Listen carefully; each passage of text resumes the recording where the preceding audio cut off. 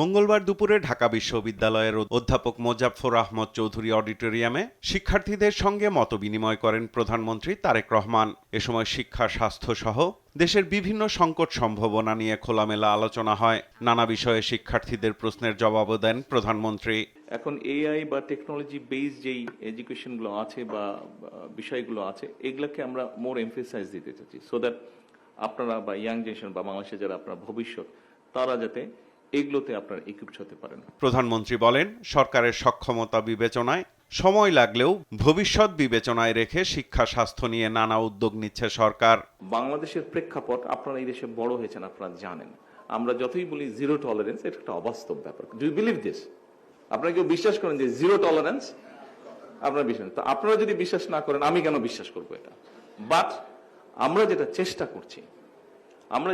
করছি এই বিষয়টাকে যতটুকু লাগাম টেনে ধরা যায়। এত বছরের বিষয়টা আমরা 2 মাস, 6 মাসে, 1 বছর, 2 বছরে পাবো না। এটা একটা হ্যাবিটের ব্যাপার। বিশ্বের সঙ্গে তাল মিলিয়ে সরকার ভবিষ্যৎ প্রজন্মকে দক্ষ করে গড়ে তোলার কাজ করছে বলেও জানান সরকার প্রধান।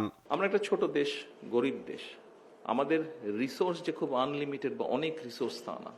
এই রিসোর্সটাকে আমাদের প্রপারলি ইউটিলাইজ করতে হবে।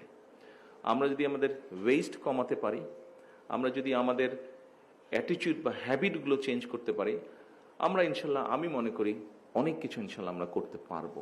রাজনৈতিক স্থিতিশীলতা না থাকলে দেশের জন্য কোনো উদ্যোগই কাজে আসবে না উল্লেখ করে এ বিষয়ে শিক্ষার্থীদের ভূমিকা রাখার আহ্বান জানান প্রধানমন্ত্রী। আমরা যদি দেশের রাজনৈতিক পরিস্থিতি স্থিতিশীল না রাখতে পারি, তাহলে কিন্তু আমরা কোনো কিছুই তৈরি করতে পারবো না। তৈরি হবে ভেঙে যাবে। সেজন্য একটা স্থিতিশীল পরিবেশ দরকার। এই ক্ষেত্রে আমি মনে করি আপনাদের প্রত্যেকটা এখানে উপস্থিত প্রত্যেক স্টুডেন্টের একটা বড় কিন্তু ভূমিকা আছে। যেই ভূমিকাটা আপনারা সোশ্যাল মিডিয়া হোক, আপনারা যে মাধ্যমে ধীরে ধীরে কিন্তু এটা একটা ওপিনিয়ন তৈরি করতে হবে যে ঠিক আছে, আমরা রাজনীতি করব, আমরা রাজনীতি করেছি, রাজপথে অনেক কিছু করেছি, বাট এখন স্থিতিশীলতা আসতে হবে। সাইফুল রিপন, দেশ টিভি, ঢাকা। শুধু রাজপথে এসে হইচই